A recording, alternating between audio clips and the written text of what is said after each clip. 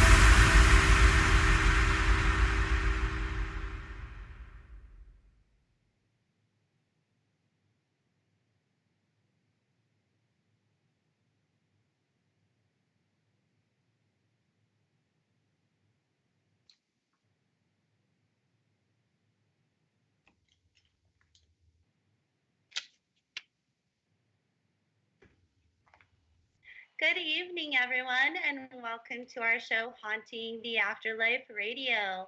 I am your host, Susie, and with me is my fabulous fellow host, Brian. Christina cannot be with us tonight for personal reasons, but how are you doing tonight, Brian? I am doing great. How are you doing tonight?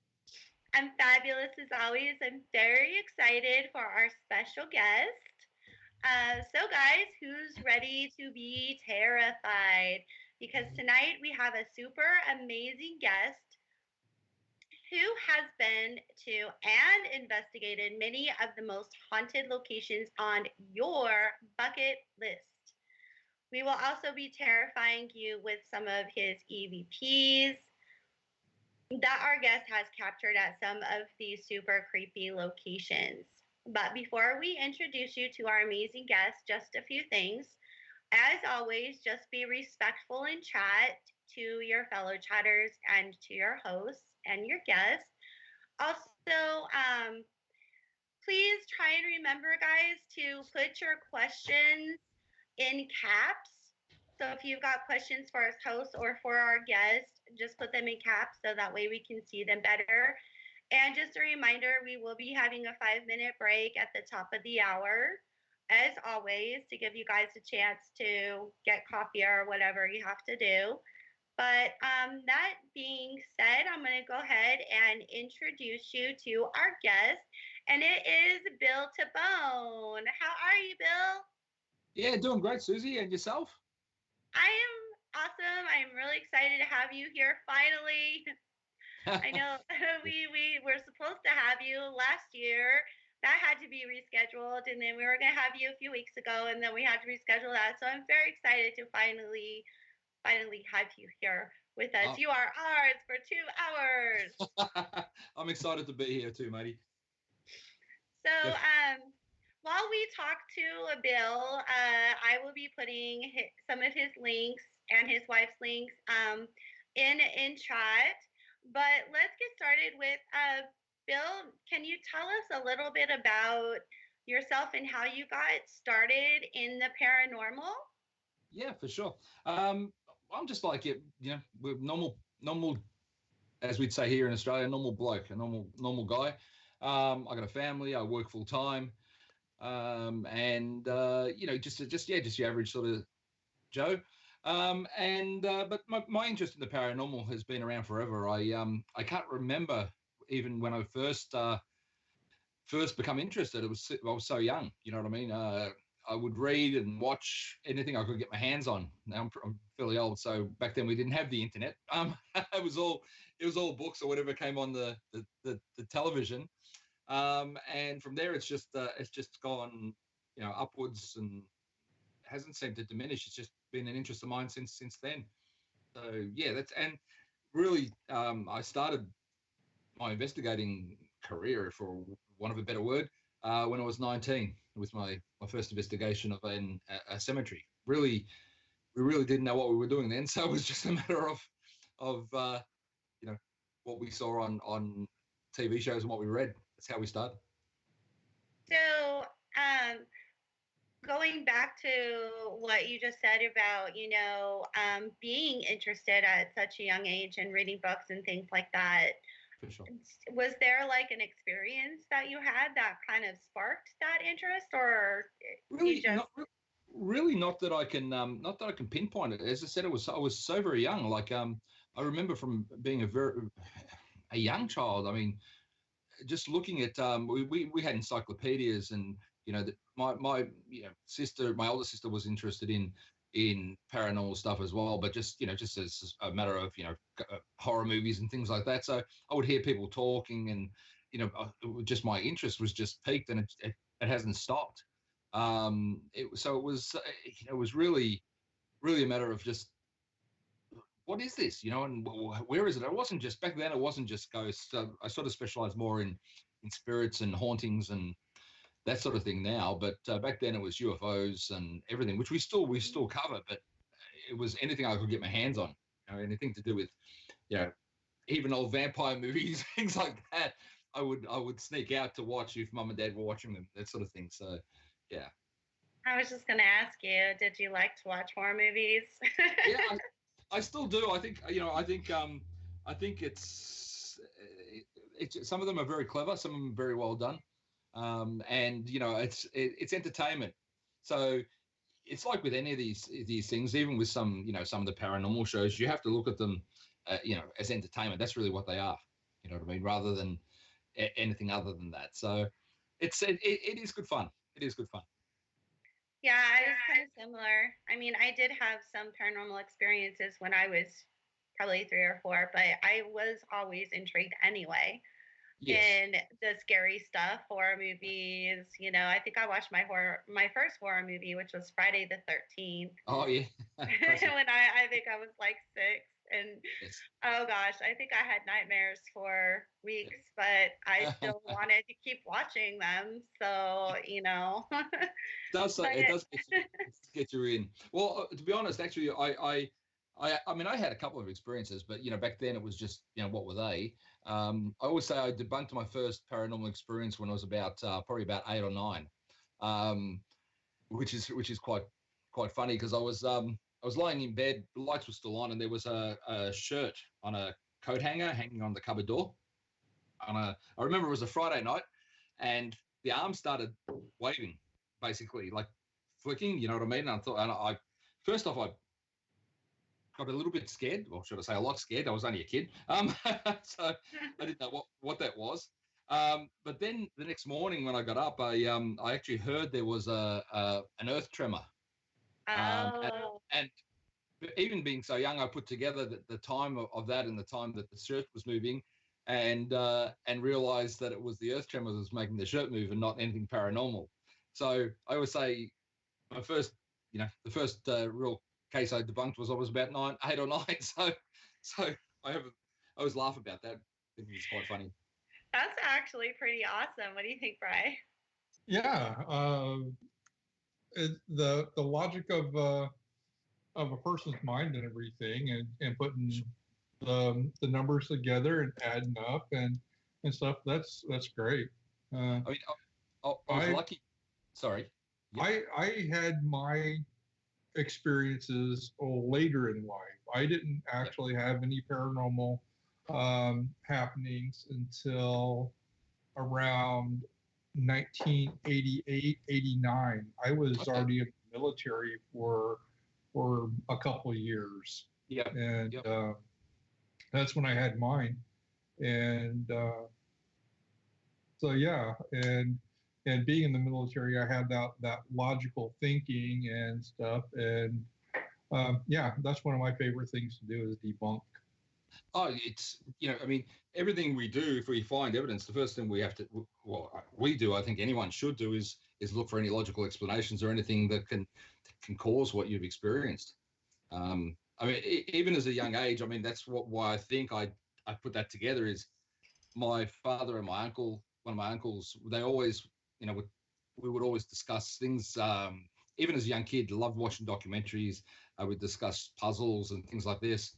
And I think they put that mindset on me. So yeah, very young to look at things in I suppose, a more logical fashion. You know what I mean? And that's, I think that might have kicked in without me even knowing it. So yeah, interesting. Yeah, for sure. So tell us a little bit about, so you were talking about how you were a teen when you started actually going out in the field. Now, who did you go with? Well, initially it was just a couple of friends of mine.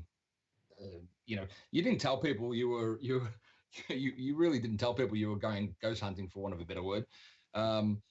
We would, I'd read sort of everything I could get my hands on in, as I said, regarding the paranormal. So it was really flying blind. You couldn't look up on the internet and watch a YouTube video or speak to someone, how do I do this? How do I do that? So we basically decided to do one thing. I think back then I had, I had an old VHS camera, video camera. And one of the really big ones, that still took a full videotape, and it wasn't like, it weighed about half a ton, so we had that. I think we had an old, what do they call it, film camera, and that was about it, really. I did find an old, not on the first case, but later on I found my father's old reel-to-reel recorder. And we used that as well in cases to do recordings and such. But we were just flying blind. But it was like we were stumbling through the dark and searching for the light switch. Eventually, I'm hoping we found something that will keep our interest peaked. And it hasn't died away. So obviously we're doing something right. Yeah, same with us. That's kind of like how my team got started, similar, just kind of going out there. And all we had was our phones and a flashlight. Yes. We were out exploring like Indiana Jones in this canyon. It was like supposedly one of my city's most haunted locations. Oh, wow.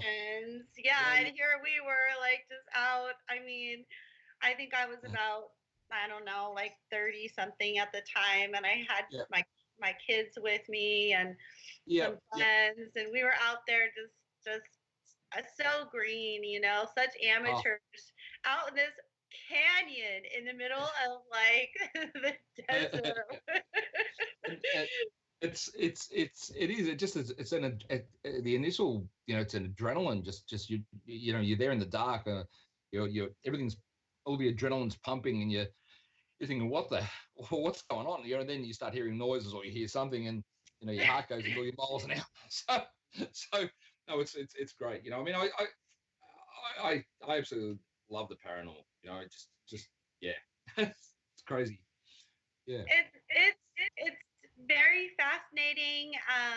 The questions are endless that we're seeking answers to, and it's a lot of fun. You get to hang out with people who you love, who become your family, or they already are your family, and you just get to go and like do this crazy stuff with all these people who you love. And yeah, it's definitely fun. And then analyzing your footage is also, I mean, time consuming, but I find that's also fun as well.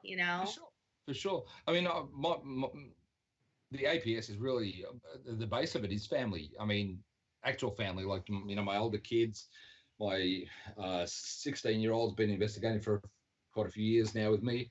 My 13-year-old, we have what we call, I start them at 13 and put them through what I call an apprenticeship.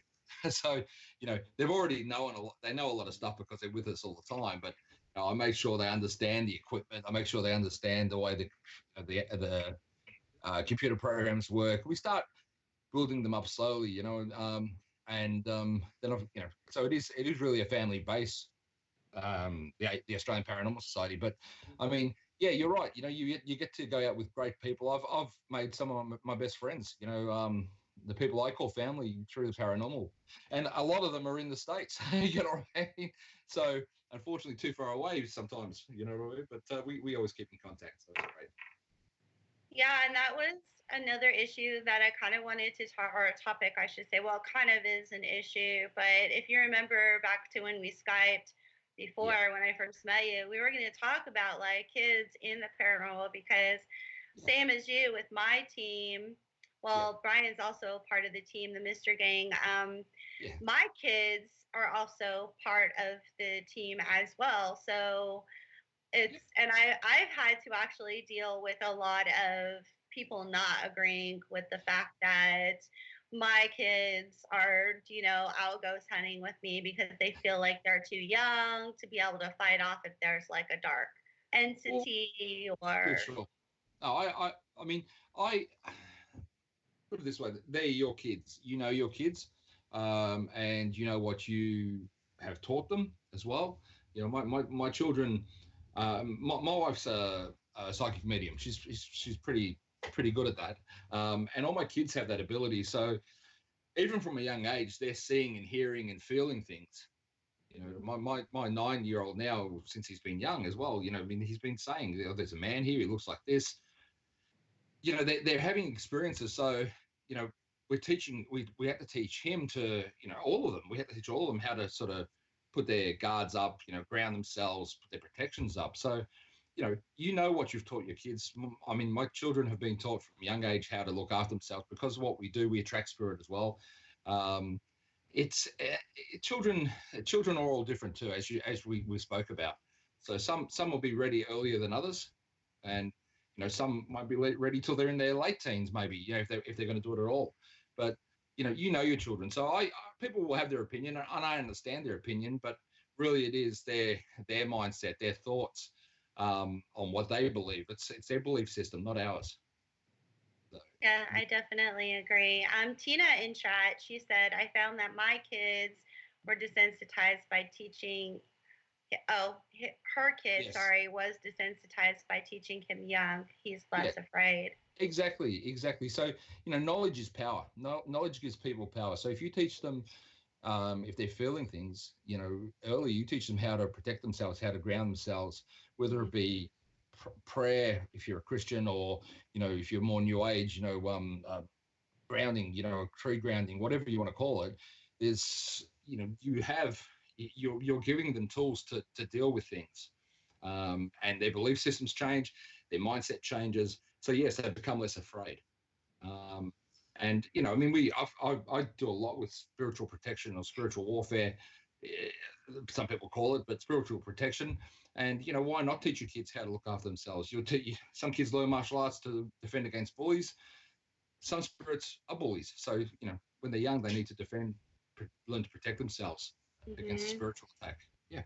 Yeah, you're exactly right. And speaking of that, Brian, I mean, this is kind of how I met Brian because his son, do you want to talk about that, Brian?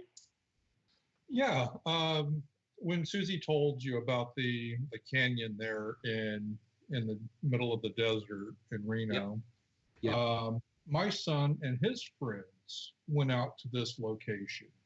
Yes. I knew nothing about it. I pulled up some information on the internet, read about it, some of the claims, and I'm sitting there as a normal parent would do, worrying about your kids going to a haunted location. Of course. So I suggested that if he wanted to continue to do this, is to get involved with a group and learn from them. Yep. And so I sent out emails through the local, going and doing just a search on the internet for local paranormal teams. Yep, I understand. I sent out 8 emails, and Susie's team was the only one that answered me back. And we went out, we met them and talked with them, and it almost clicked. It was like we were meant to be part of this team. Meant to happen. And yeah, I've been a part of it since 2010. Well, and I was just looking for my son to get involved with it, not me. But it's some things. I believe some things are meant to happen. I mean, I've had, I hear exactly what you're saying. I've had husband and wives come to our events, and the husband's just tagging along, and the next thing you know, he's the one asking all the questions and wants to get involved. So you know, some things are meant to happen, Brian, and I think that's great. Susie, you know, obviously, and you guys work well together, and that's the main thing. As long as you guys work well together, you have each other's back. Oh yeah, especially if things get a bit rough. Oh yeah, we've been to locations and everything, and being that I was in the military, I watch out for my team members. Yes. And they teach you that in the military to have each other's backs. For sure. And I noticed that Susie wasn't acting herself. Okay. And in one location, she wanted to jump off of a basically a 2-story roof to the ground, which had a bunch of debris with nails and broken glass and stuff. Oh, yeah. And yeah, I sat there, I grabbed her ankles while she was on the roof. I was standing on a ladder saying, no, you're coming down the ladder like me. Yeah. And I tend to watch out for the group and that way, because I get to know them, know their personalities, know what their little quirks. And if something is not right, I get them out saying, hey, okay, let's get you out of this area. Let's ground you. Let's do some prayers and then get them back to themselves and everything, and let them go again. I think each group needs someone like you, Brian. You know that you have the training, and I think being in the military, you learn to hold your head stable when situations get a bit tense, and where some people might panic a little bit. And as you said, you know your team, so that's that's great. You know, I mean, it's good to have someone like yourself on the ground with the people. You know, that's great. And that doesn't sound like a really good experience for Susie there. It sounds like something was not didn't have your best interests at heart, my friend. Luckily, I don't really recall any of it. So I was obviously overtaken by something was trying to attach to me, but I don't recall any of it. So which is probably a good thing. Yeah, exactly. I kind of just went blank for like 20 minutes or however long it was. But thank God, yeah, that Brian was there to help me down. We do have That's a question for you yeah. in chat. Yeah. Tina wants to know, what was one of your more impressive encounters in the field? Wow, that's that's a big question. I've got 33 years. There's a lot of encounters, but having what I'll do is I'll talk about one where something tried to take me over, if that's all right. Which sort of impressed me a little bit because as I tell the story, it'll make sense. But we were in an old jail, and we're sitting in the shower block, and I had a medium there. I had my daughter with me, sitting up the other end of the shower block, and Amanda was sitting right next to me and sort of touching shoulders. And there was the medium we had with us was walking up the middle. And while this is all going on, I actually felt my body. Um, I always protect myself. I always ground myself. So I felt something, something within me, I would say, and I felt myself actually getting bigger. Now, the stories are in this jail, there was a large man who was killed in the shower block. And what happened is I felt myself getting bigger and I could feel myself getting angrier, but I was under enough control to actually keep that in check. And I could hear this voice saying, just kill them, just kill them all, just kill them now. Oh, wow. Yeah, it was pretty horrible, but I had enough control over myself. I felt myself getting bigger, and Mandy was next to me, and she was sort of shifting around a little bit, and my daughter was up the other end, so I couldn't really see her. But the medium that was walking up and down the middle of the shower block ended up jumping back about. He saw something, and he's jumped back.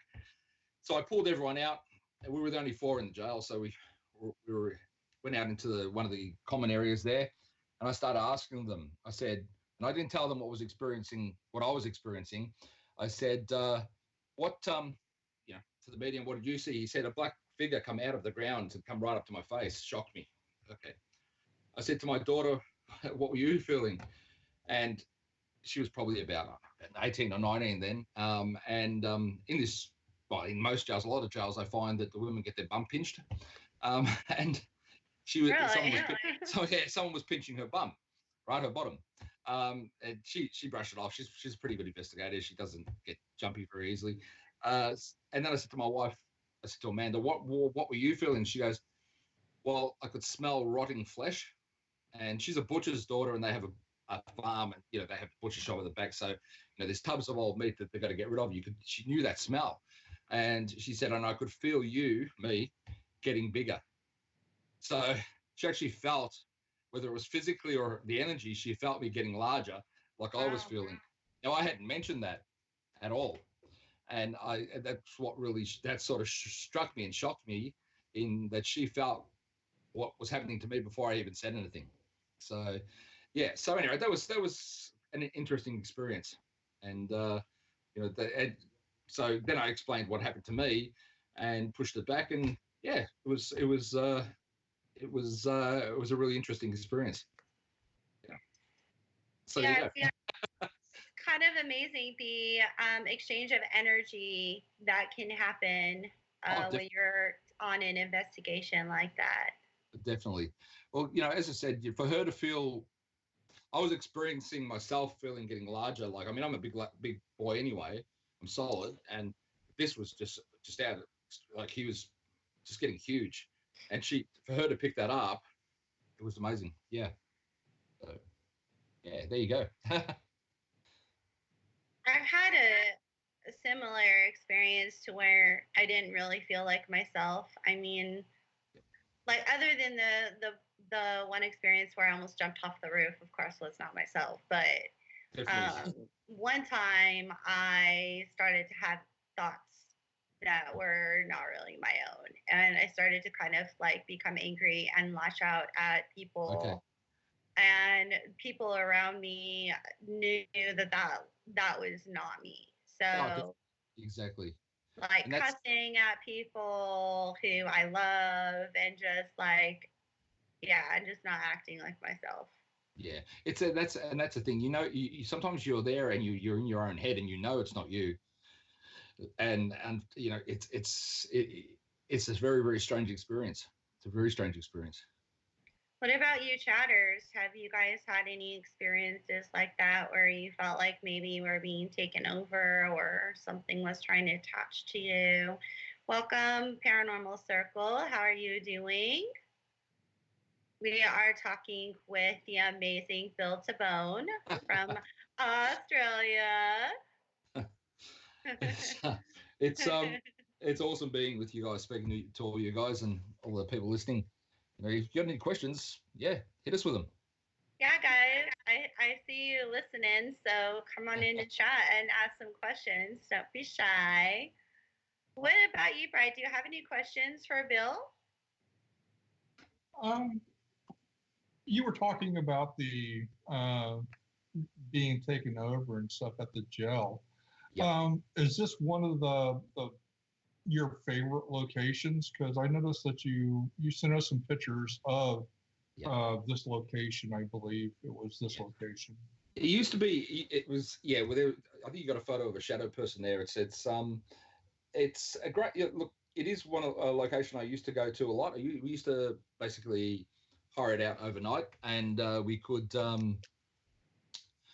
basically spend the whole night there, which was great. They would give me the keys at 5 o'clock in the afternoon, and I'd put them in the letterbox at 7 o'clock the next morning, and we were done. We used to have a great time. That's the photo that's just popped up is a shadow person. It's what I like about that photo is that people say, "Oh, it's just a shadow of someone," but no. The people, I had 3 investigators with me. They were behind me. I took this photo. This was at a different time from when I was taken over. But what I like about this photo is that the railing in front, if the shadow was cast from where I am, the railing in front would be shadow as well. Would be dark. Oh yeah, most definitely. Yeah. So the shadow is behind the railing. And it's what you see, and a big part of what I do is, or the way I think is, experience is just as important as the evidence. A lot of the time, when people have these experiences and they doubt themselves, sometimes you need to have a bit of faith in what you're experiencing.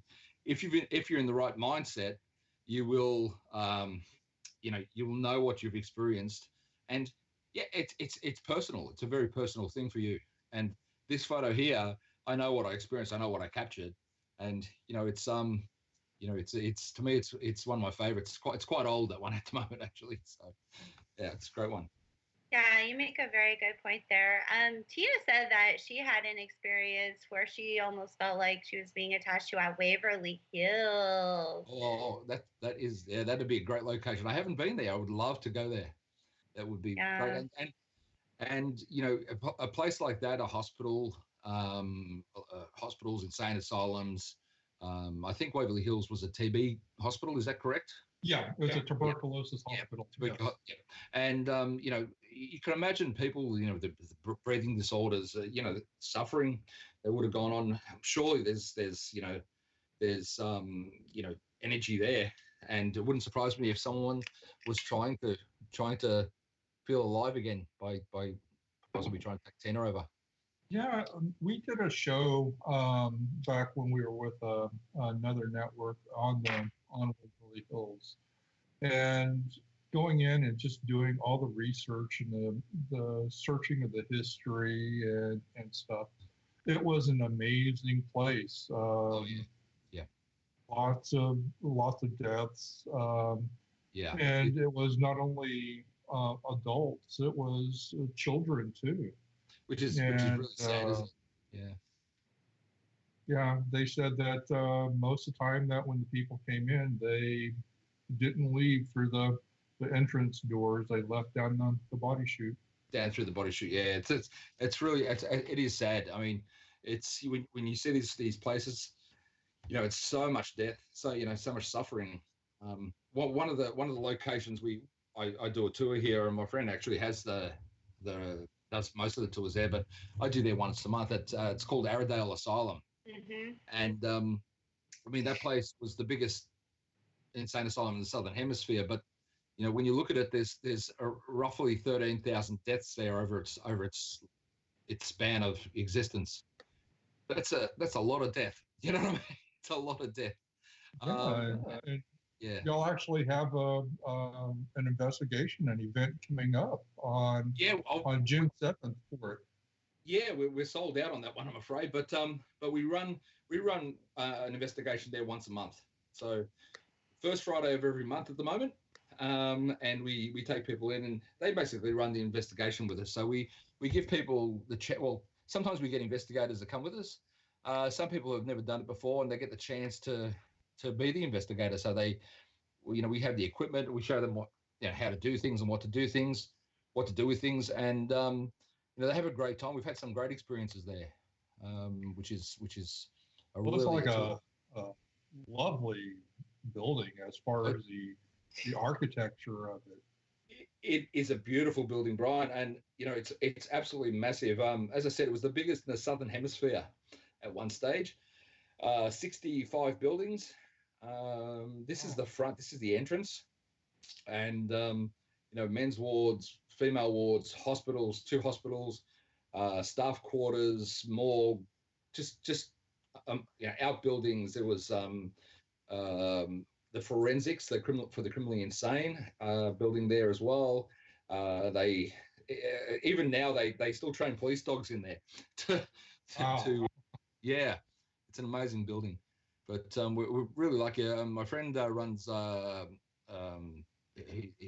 his company's called Eerie Tours, and they run ghost tours and that through there. But luckily enough, I get to do a tour there and spend some time in there.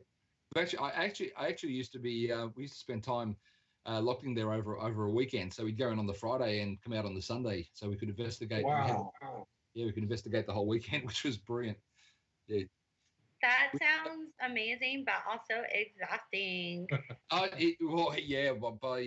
By Sunday night when you, because I've got about a 4-hour drive from that place to my home, and so we do I start work in the morning. I'm up at 4 o'clock because I got a couple of hours to work, and then I work all day, and then I leave from work to go there. So do the investigation. Then I drive home because I've got my young boys here. I like to be home in the morning for them. So it's by the time I get home, I'm pretty tired.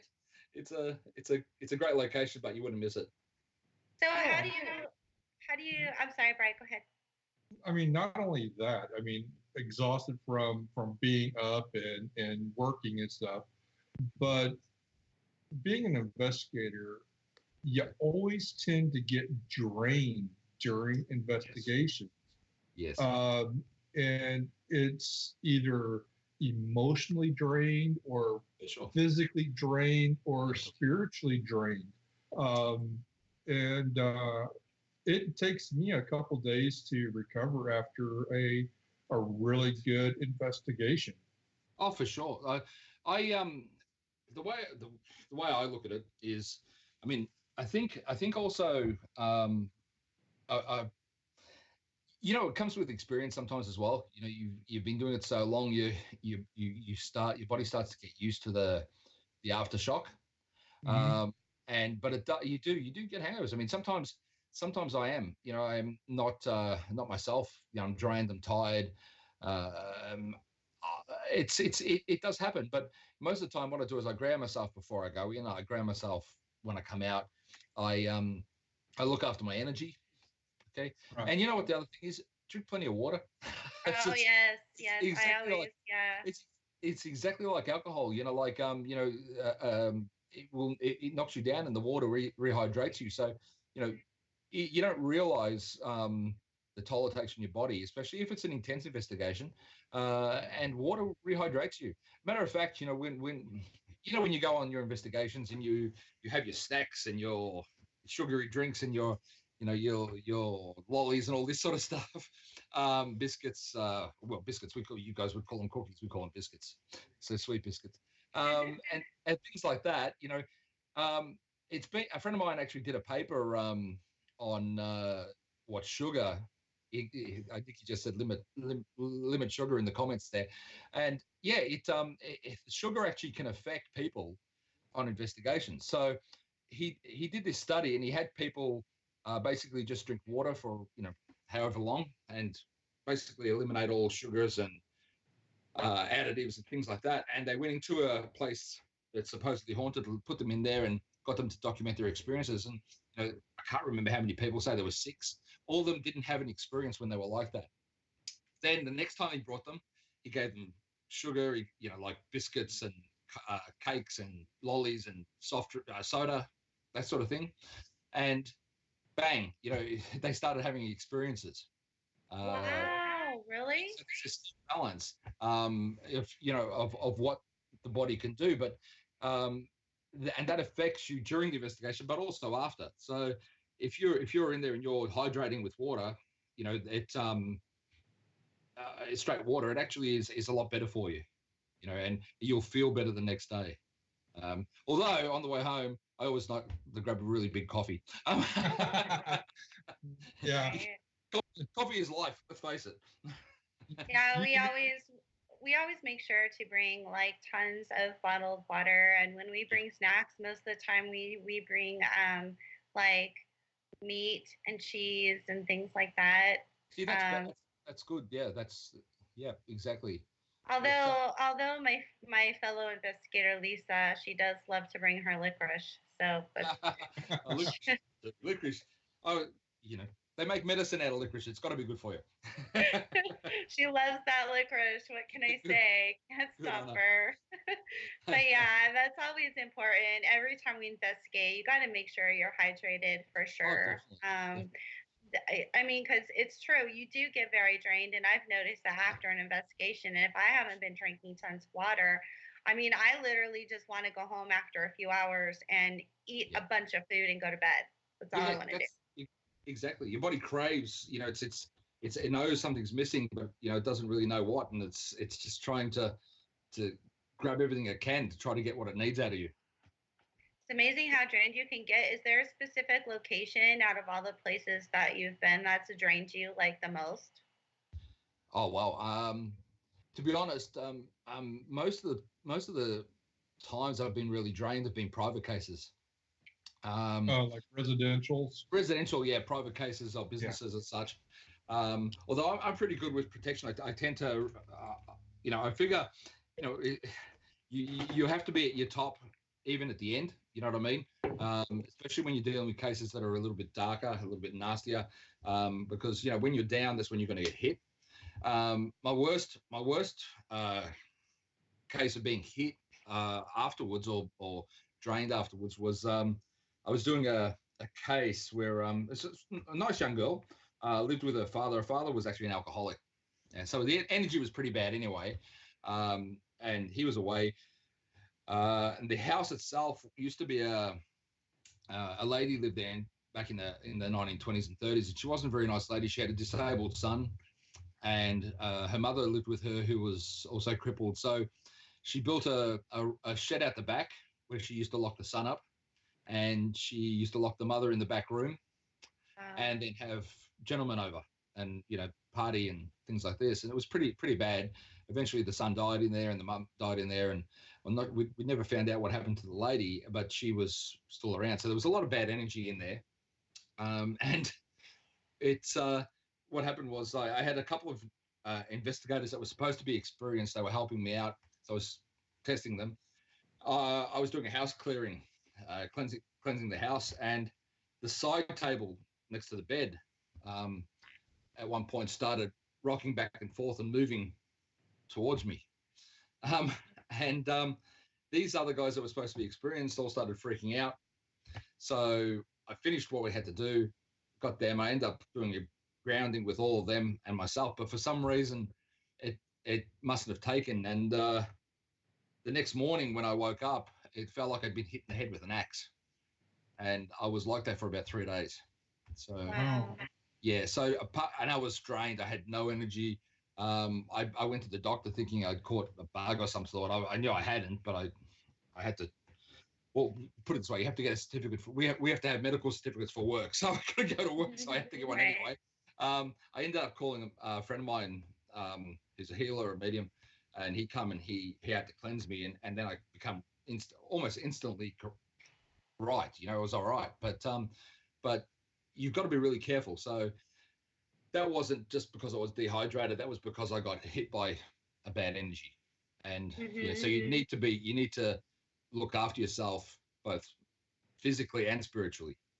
Yeah. So when you say, you talk a lot about grounding yourself, what exactly do you do to ground yourself? There's spiritual protection. Let's call it spiritual protection. There's a lot of different things you can do. I was raised a Roman Catholic, so I have that side of things I can do as well. But I've studied a lot of different things with different people.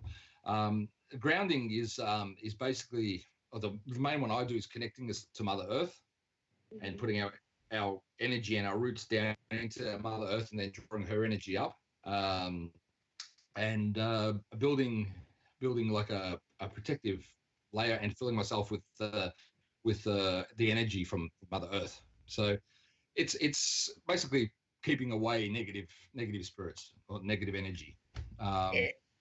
Yeah. Is there like a certain technique that you use to do that? Because I know for my team, I try and tell them to, when they need to be grounded. Well, we always keep tiger's eye with us, which helps with that. But I tell them to take off their shoes and ground. Is that good? It's good. I prefer to be barefoot on grass. For example, sometimes you can't. Sometimes you've only got concrete, or some man-made. Even inside, sometimes you can. I mean, you can ground yourself inside. You can ground yourself on a wooden floor or on tiled floor if necessary. It is best to be on grass, whether with the shoes on, shoes off. Shoes off is better, but sometimes we have this Arrowdale, this asylum. We have what we call bull ants, which are about an inch long. Oh yeah. And there's a lot of them up there. So when you get hit with one of them, you've got a lot of pain. So you usually keep your boots on. So, but yes, the ideal is to flat on the ground and protect yourself. You can ground yourself. For example, taking a shower. So that's really good because the water cleanses you, and you ground yourself while you're doing that. And that's very powerful as well. There's hundreds of ways you can do it. But as you said, take your shoes off, feet on the ground. Even walking around in the grass like that without doing any sort of technique will ground you to the earth. Will help you. So, like, if you were inside a building where you can't really ground yourself on grass or something, what would you do? Like, just run outside really quick? And you can do that, but if for example, if you can't get outside, whatever, it could be snowstorm, or we don't have snow, but you guys might, or torrential rain or whatever. If you don't mind getting wet, fair enough. But when you're halfway through an investigation at 2:00 in the morning, you don't want to be wet for the rest of the night. So in a location, it's all your energy. So what you do is you would be on the floor, whether it's carpeted or tiled or wood, for example, and you push your energy down through that. And the way I would do it is I would focus my energy down through the floor so it goes down into the ground underneath, and then send my energy that way, because the connection through the energy with the earth will draw up the same energy. It's not ideal. It's much better to be direct contact, but what it does is it allows your energy to connect to the physical earth, or the Mother Earth, if you want to call it, and then draw your energy up from there. So it all comes down to your visualization as well. So you need to be able to see yourself doing this sort of stuff and believe that it's working, faith that it's going to work. Yeah, that's what I was just going to talk about a little. That would take some practice, being able to kind of, it would kind of be like meditation in a way, to where, exactly. I mean, as I said, it depends on each person. A very religious person, say a very religious Christian person, or a Catholic, I know they have what they call the armor of God, and each piece of armor represents a different belief. The helmet of truth and the shield of justice, or whatever. And that builds an armor around yourself for when you're facing something that's not very nice. It gives you strength. You know what I mean? And again, it comes down to faith and belief. So you have faith in what you're doing, you believe it's going to work, because nothing will work if you don't believe in it and if you don't have faith in it. Exactly. Yeah, exactly. Even yourself, even yourself when you're doing a house cleansing, or if you do, I'm not sure whether you guys do, but if you do a house cleansing, then what you need to do is you need to have faith that what you're doing is going to work. That's a big part of what we do. Yeah, I've actually just started kind of learning this concept the last year. We've never done cleansings per se on residentials, but I've started to do what I call universal prayers on people. Yep. So just who have been struggling, not necessarily paranormal related, they've just been struggling. They need their energy slate kind of cleansed, and so I'll do a universal prayer, and that really just involves basically a universal prayer would be all beliefs, no matter what, because my belief is not always the client's belief. So exactly, 100%, 100%. I mean, the idea is, the energy in that place, or say, for example, one of your clients, it doesn't mean it's haunted, but the energy is not right, it's off balance, or they're not feeling right, so the energy is changing around them and they're affecting the atmosphere. Your prayers, it will realign that and bring back peace into the energy, to the atmosphere. And that's the idea. I mean, I probably sound like a hippie when I'm talking about energy in this. I'm loose from a hippie, but I'm grounded. But I believe I've seen enough to see what energy, spirit, and that can do to a person, or to an atmosphere, and that's where it's come from. And I've learned from a lot of different people. So, but prayer, whether it's your belief or not, the client, can change an atmosphere as long as they're open to you doing that. So. Yeah, it's interesting. Exactly. Go ahead, Brian. You speaking of that and everything, as far as the energies of a location, can sometimes that be misinterpreted as a haunted location? Oh, for sure. If the energy is just not right in it, and it could just kind of be misconstrued as, okay, this place is haunted. Definitely. And once the energy gets cleaned and everything. Yeah, sorry. I know when I get ready to go on an investigation, I have my own little routine. And some people will laugh about it and everything. I always take about a 2-hour nap before my investigation. Great. And that's always for you. I get up and I get my coffee, and I see that Tina says, where was it at? No, it was Nikki said coffee was the lifeblood. Yeah, yes, I get my coffee. Yep. I have a coffee. I do the investigation. After the investigation, I have my coffee, and then comes the hard work, is going over all the evidence, or all the recordings, the video and stuff. Yeah. So, do you have any routines that you do before investigations? For sure. I mean, for me, it's really a matter of my initial, a couple of days before I go through the equipment, and I do the equipment checks first, a couple of days before, and then I do them probably an hour or two before we leave. Personally, I try to spend as much time with, on the day, I spend time with my youngest guys, the youngest boys, because they give me energy and they build me up. And try to get a little bit of a nap like yourself. So I find it hard to sleep during the day. So even though I just close my eyes for half an hour, it sort of gives me that energy. Power nap. Sorry? That little power nap. Yeah, a little power nap. And I tend to find, that I get, I still, even now, after all these years, I still get that adrenaline dump, or that the adrenaline rush that pushes me. And, the funny thing is, before every investigation, whether it be a tour or private investigation, I still get that nervousness like I used to at the beginning. You know what I mean? Yeah. I get that nervousness, but once I start, it disappears, and the energy levels just lift. So lift right up. So for me, that works. Make sure I think more for me it's more so the fact that that I know everything is in order. I like everything to be in order well beforehand. So so when we get to a place, we're not missing something or something's not working. Everything's in order, and it will just flow hopefully. But going back to what you said before, Brian, about sometimes locations are misconstrued for being haunted because of the energy in a place.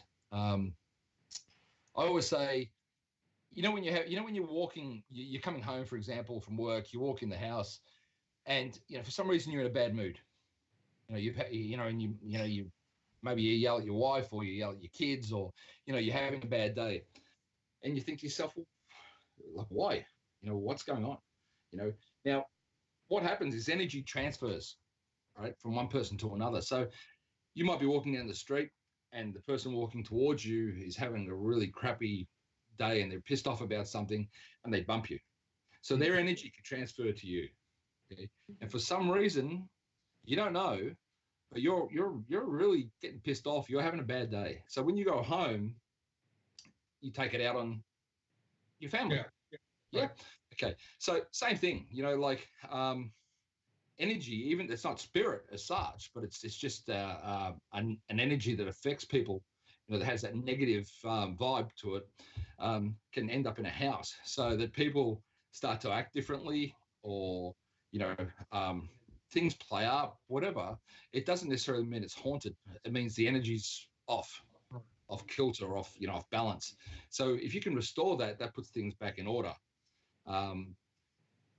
It is a fine line sometimes, when people say we've got this going on, because similar things can happen when there is a spirit involved.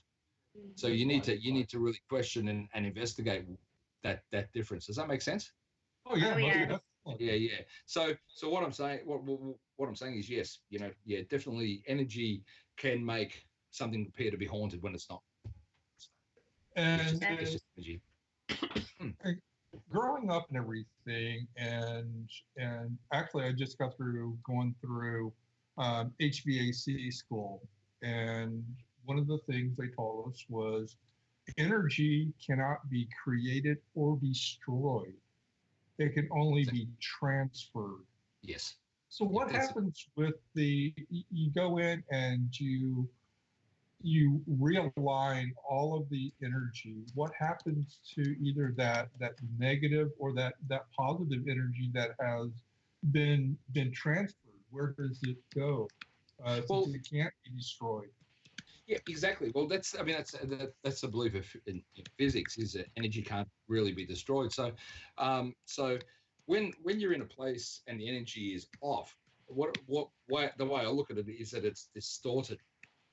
It's like if you take a photo and you move the camera, you get that sort of elongated, the distortion of the image. Yes, exactly. So the energy becomes distorted, and that's when something's distorted. It's not flowing properly, and it's creating, whatever feelings people are getting. Is that, if you've got perfect energy sitting there, and someone walks through it, they feel normal, they feel happy, those sort of things. And people do get sad, and they do get upset of their own accord, obviously, but whether it be mental, physical, or chemical balance, anything can happen. But energy, I believe, gets distorted. So sometimes when you come into a house and you try to realign that energy through whatever method, I think what that does is it repairs or realigns that energy so it's not distorted. So the balance is back. You're not necessarily getting rid of it. So you're just basically smoothing it out. Pretty much, yeah. That's one idea. And another idea is that what you're doing is you're actually removing that negative energy. See, negative energy can be something that's distorted, or it can be a negative energy full stop. So in that case, what you need to do is you need to remove that, as in you're not destroying it, but you're pushing it out and you're replacing it with positive energy. Yeah. Right. Because it creates a vacuum. Yeah. So it brings in positive, and you only allow positive in. Now, sometimes when you do a house cleansing, for example, and you're removing a negative spirit, you might not be getting rid of it. You can't destroy it or moving it on. You might just be pushing it out. That might be the only thing you can do, push it out of the location. But what you need to do then is, excuse me, is you need to seal the house, the windows, the doors, etc., so that negative energy can't come back in. But by sealing the house, it doesn't stop positive energy, family, etc. Do you know what I'm saying? So what it does is it lets positive energy in and keeps the negative out. That's another way of looking at it. So really in most cases it's a realignment. It's lost audio. Oh, are we there? Can you hear me?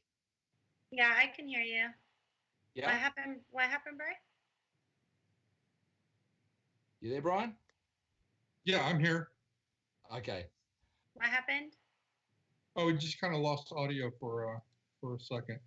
Okay, well, we need to go to break anyway. No worries. Okay.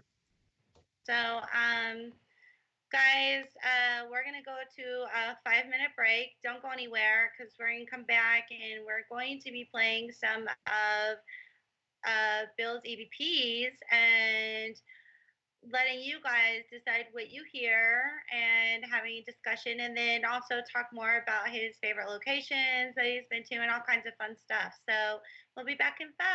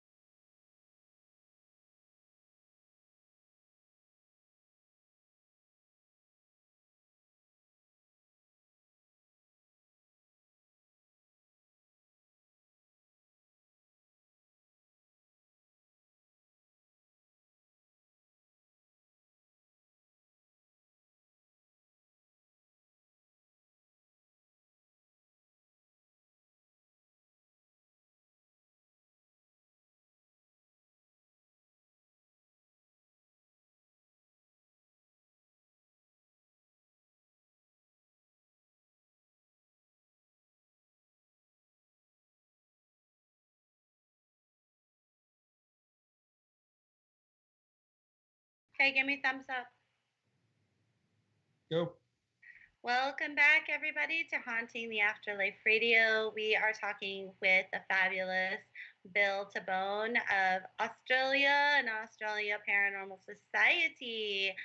So what we're gonna do now is we are going to play some of his EVPs, and how we're gonna work this, because we want our chatters help. So we are going to play each EVP 3 times.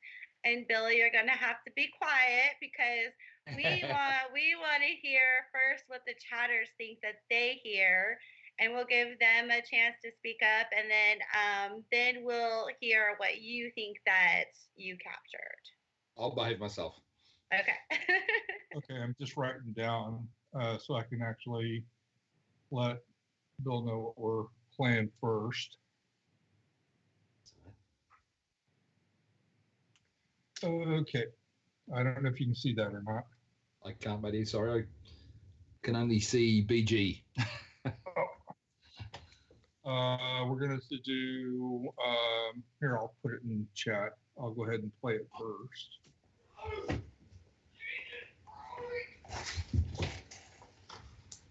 Dr. Penny Murphy? This Dr. Murphy. Dr. Penny Murphy? This Dr. Murphy. Dr. Penny Murphy? This Dr. Murphy.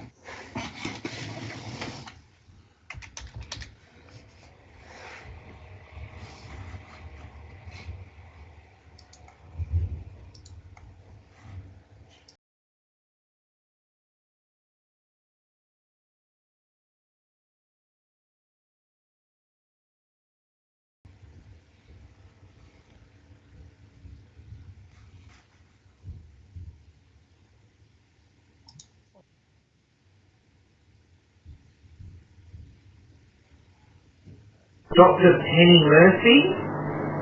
This Dr. Murphy. Dr. Penny Murphy? This Dr. Murphy. Dr. Penny Murphy? This Dr. Murphy.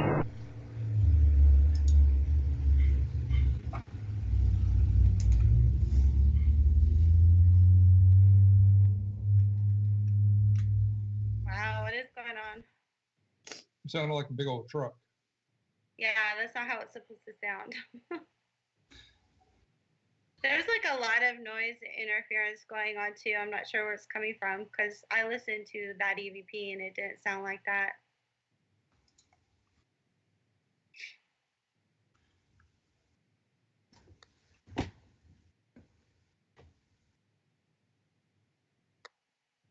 Okay.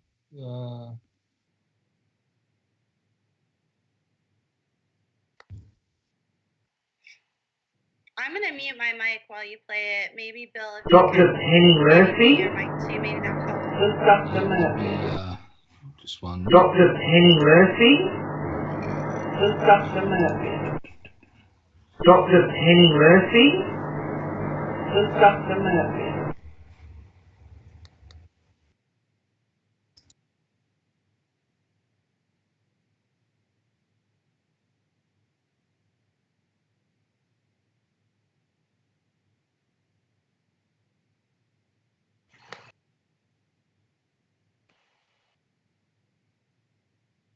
I don't hear anything, Bri.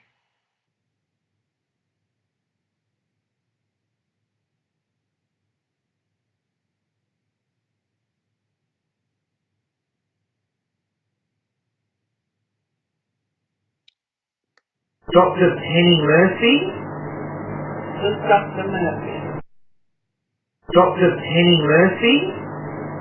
Just Dr. Murphy. Dr. Penny Murphy?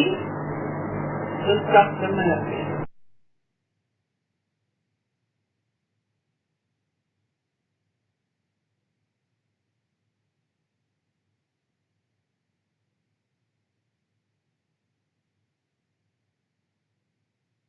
Okay, that one's played. Chatters, what do you think that one said?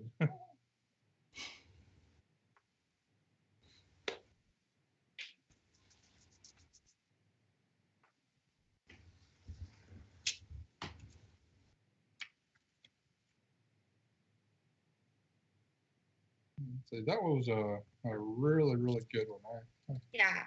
Did you guys hear it? What did you hear? Actually, all of his EVPs are really good. Yeah, they are.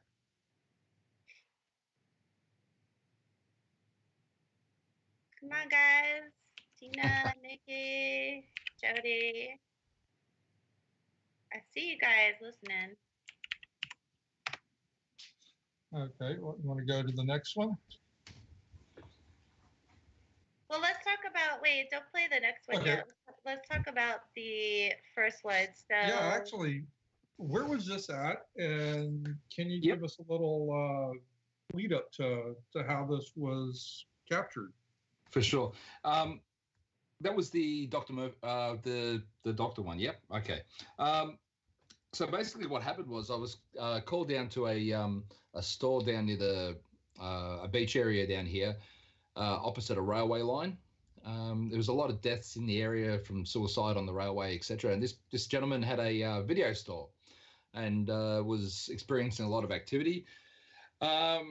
Amanda and myself went down there. It's not a really big location.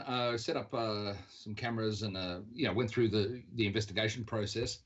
To be honest, I was actually getting a little bit peeved with the gentleman because he was smoking on the side. I asked him to smoke outside. He ignored me. We had discussions and things. Most of my equipment had been drained, so there was stuff going on, but it was drained. And I had a DSLR camera. It was the last thing really that was operational or properly operational after being drained. So I put it into record, as in video record, and I put it face down onto a I think it was on the table, so that the lens was facing down. I was just really wanting to record audio. Now, earlier in the investigation, we'd used the ovulas and spirit boxes, and we had got a bunch of names coming through, and we started putting these names together in different ways. And the gentleman, you'll hear him ask, "Is this Dr. Penny Murphy?" And to my surprise, can I say what I think it says? Yeah. Is that all right? Yeah, okay. To my surprise after that, an older woman comes on, and what you hear is basically just Dr. Murphy. And, a little bit peeved that he maybe used her first name, because in the older school, you wouldn't call a doctor by their first name. It'd be Dr. Dr. Jones or Dr. Smith or whatever. So she says just Dr. Murphy, and she sounds a little bit peeved. Now, the funny thing is, there was a lot of deaths in that area, and there's a few doctor surgeries and things. And when you look in the history, there was a Dr. Murphy that worked not that far away back in the 50s. So, yeah, so we got some sort of, whether it's the same Dr. Murphy, I don't know, but that's what I believe it says. The spirit answers with just Dr. Murphy. So, yeah, so the lead up is it was just a lucky capture on our last bit of equipment we had running at that point. Gotta love those lucky captures. Oh, you do. It's like a little gold nugget when you're looking for gold. So it's great. Yeah, I'm gonna go ahead and play it one more time real quick for the chatters again, and then I'll let you know what I think it says. Yep.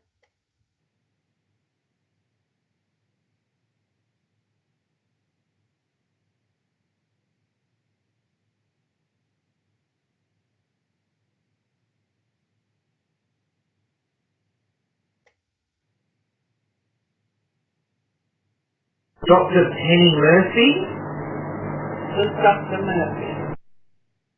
Dr. Penny Murphy? Just Dr. Murphy. Dr. Penny Murphy? Just Dr. Murphy.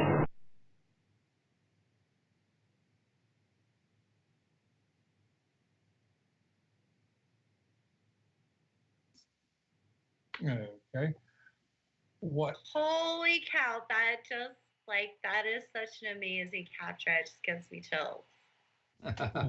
What I think it's saying is, who's Dr. Murphy?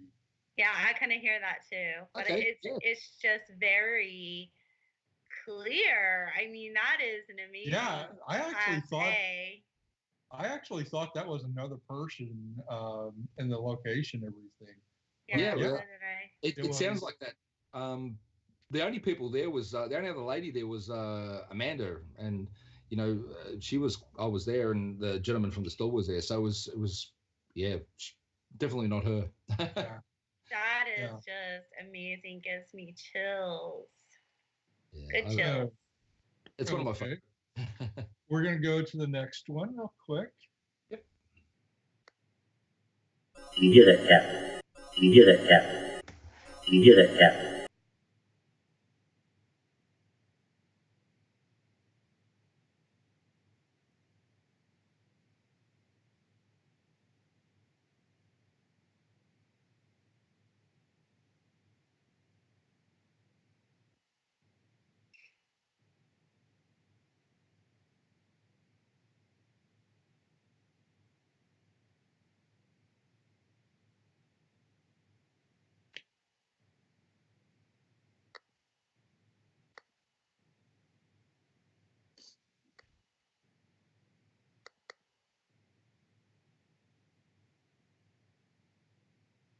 Are you playing it again?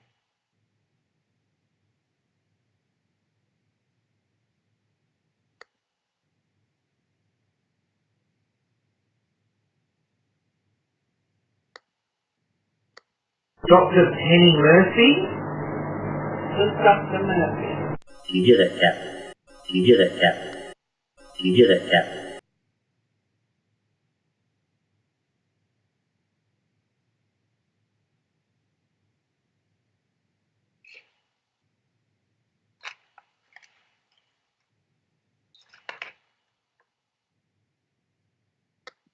Okay, that was the next EVP.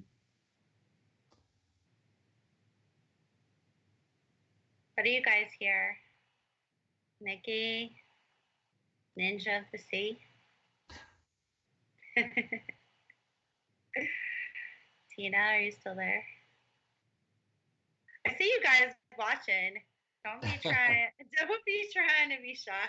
You did it, Captain. You did it, Captain. You did it, Captain.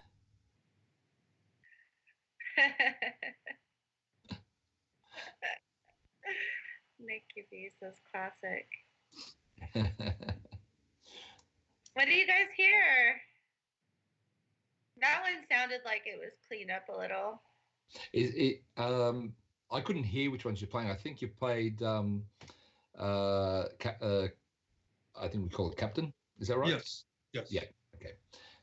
So I sent you two of them. One was not cleaned up, and one was cleaned up. So Ninja of the Sea wants us to play it again. Yes, I did give Brian the cleaned up one. Okay. No worries. Let's see if I can. Okay. Ninja, we're gonna play it again. Yep. I'll need to mute.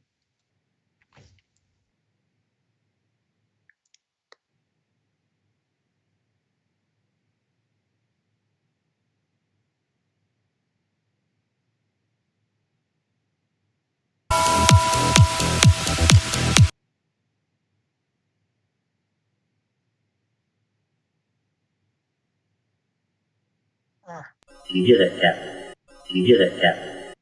You did it, Captain. Oopsie.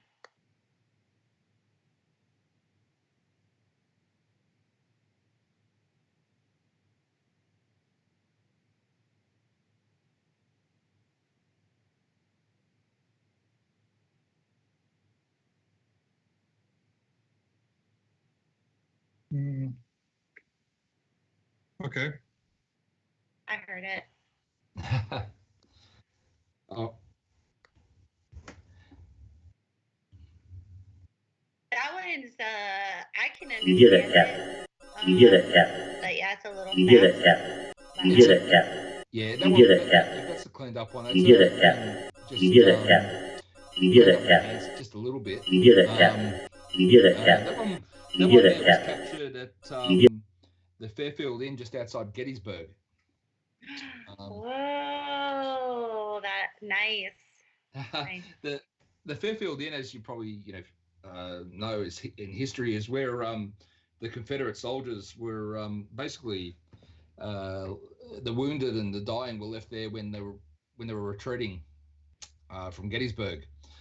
Excuse me. I was there actually with a good friend of ours, Brad Kling from Ghost Lab and Everyday Paranormal, and that.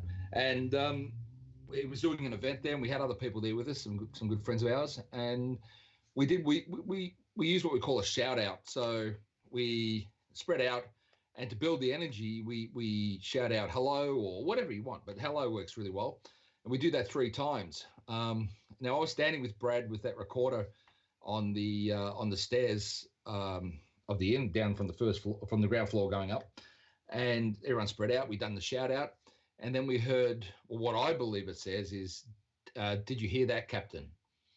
And excuse me, I believe that was in response to our calling out, our shout out, and Yeah. it was really actually what I hear too. Nikki B, she said she hears you're good at death. Maybe. Oh, okay. That's probably appropriate for that area, that place too. Don't worry. There's a lot of dying there. Yeah. Thank you, Nikki. And then Ninja of the Sea says, "Can you get us, Captain?" Is what he hears. Yep. So thanks, And guys. Appreciate that. Yeah, it's great. You know, I mean, people. The way people's hearing works is different as well.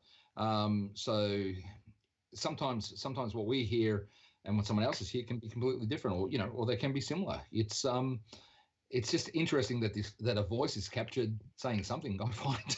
Exactly. Yeah. All right. How many more do we have? Do we have 1 more or 2 more, Bry? 2. 2 more. Yay.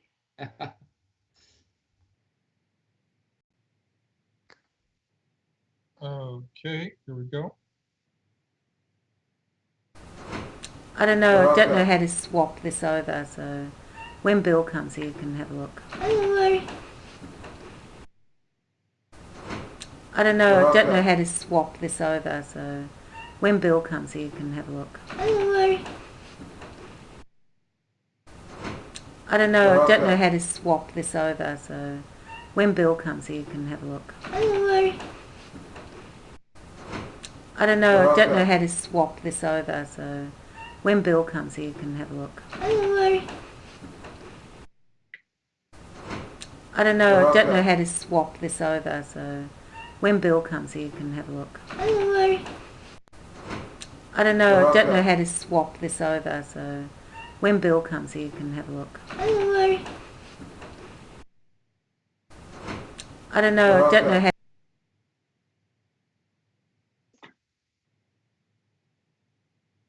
Okay. Ooh, that gives me chills. Nikki says that she definitely hears a young child or a baby, maybe saying worry. Ninja of the Sea says, "I won't worry." I for me, it's completely different. I hear hello. Yeah, I hear kind of a hi.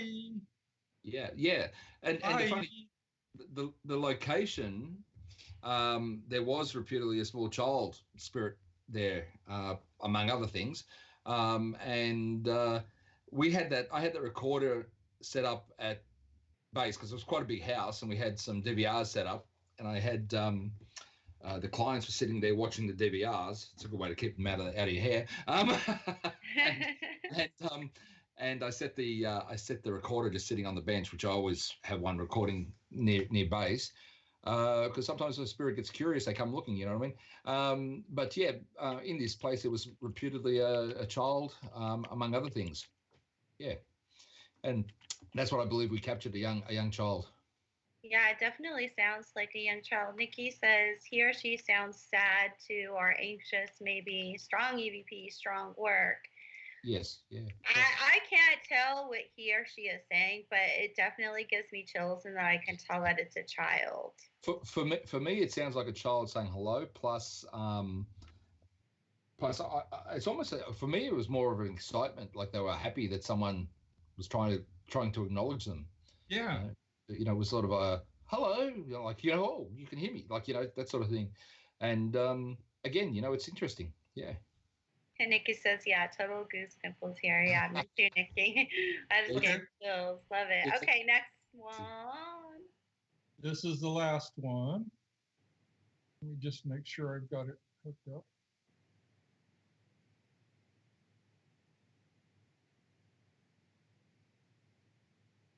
I just don't know.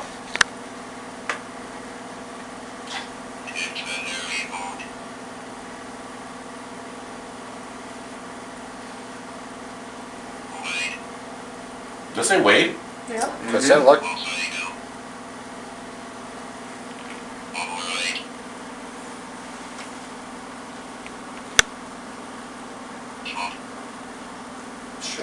Sean, that's what What did I just say? Didn't say 20, did it? sounded like it. Sounded like 20, didn't it?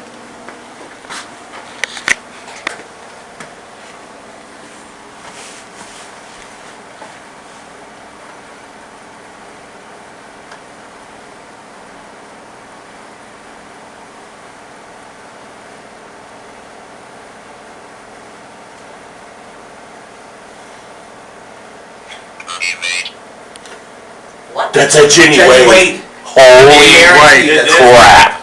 That's it. Got the recorder. How in the world does that happen? Yep. Can you believe that? This thing said... I just don't know.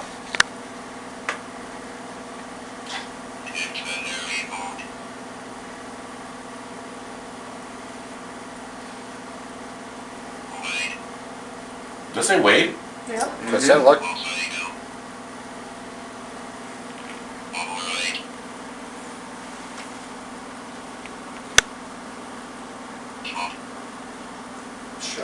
Sean, that's what What did I just say?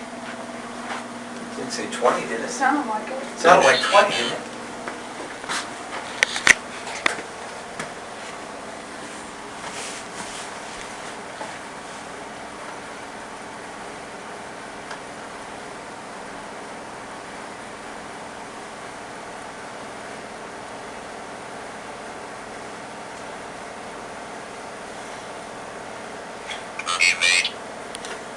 What? That's a Wade. Holy crap. That's it. Got the recorder. How in the world does that happen? Yep. Can you believe that? This thing said... I just don't know.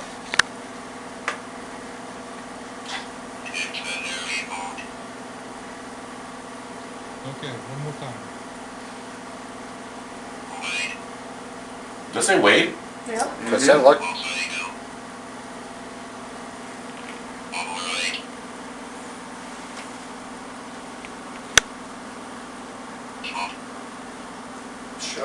Sean, that's what What did I just say? Didn't say 20, did it it? sounded like it. Sounded like 20, didn't it?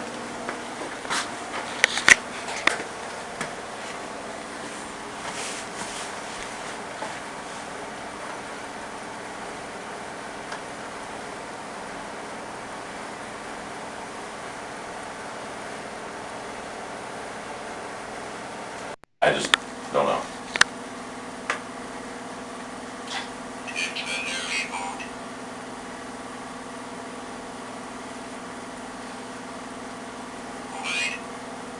Does it say Wade? Yep. Does it sound like...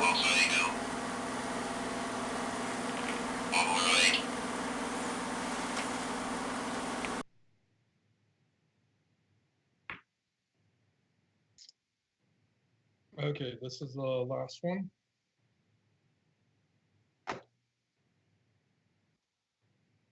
Okay. So yeah, that was obviously the ovulus. Yeah, that was. I was just going to say that's not really an EVP, but it's interesting. It's well, it was captured in the basement of the Jenny Wade house in Gettysburg. We were down there, and we were experimenting with the ovulus at that point, just trying out a few things. But I like that clip because well, one, it goes through a bunch of different things. You know, like it says 20. That was the age Jenny Wade died. I think it says bred. I couldn't hear it on here by memory, and it goes through a lot of things that are related to Jenny Wade. And then further on, we actually believe it says Jenny Wade. As you probably hear Brad Klingbeck going a bit, getting excited about it. I was excited as well. But the funny thing is, right after that, if anyone knows Jenny Wade, she was actually the only civilian killed at Gettysburg, and she died while she was making bread. A bullet come through the door and threw her back and straight into her heart. So she died instantly. But the funny thing is, after that recording, the basement, now this is 3 o'clock in the morning roughly, filled with the smell of baking bread. So wow. Yeah, that was something we couldn't capture obviously on the recorder, but yeah, it was amazing experience. And you know, for the ovulus to actually say what we believe, or when you listen to it, you really need to put headphones on. You hear Jenny Wade, and you know that coming out of an ovulus is what is interesting for me. Well, the ovulus doesn't really have that in its that's dictionary. Right. So. Exactly. But can you guys see like the words on the screen, or was that an older ovulus? It was an older ovulus, actually. It didn't have the words on the screen. We use my favorite's the ovulus 3, obviously. It's probably one of the more, you know, I find the more reliable one. And you could see the words, as you know, but in those older ones you couldn't see the words, but you could hear. And you probably heard everyone get excited there. So, you know, it was quite it was a really good experience. Yeah, great experience actually. That's always awesome when you're using the ovulus and it comes up with words that's not normally, like I remember the only time I've ever used the ovulus, I was borrowing it from a friend, was the ovulus 5, and we were at the Silver Queen in Virginia City, Nevada. Yes. And at the Silver Queen, supposedly in room 11, a lady named Rosie, supposedly, there's no proof of this, killed herself in the bathtub in room 11. Okay. But I was messing around with the ovulus one night, and Rosie showed up on the screen. Oh, really? Yeah, which I thought was really interesting. So I was very excited to see that. Oh, for sure. I those sort of things, the ovulus, even the spirit boxes.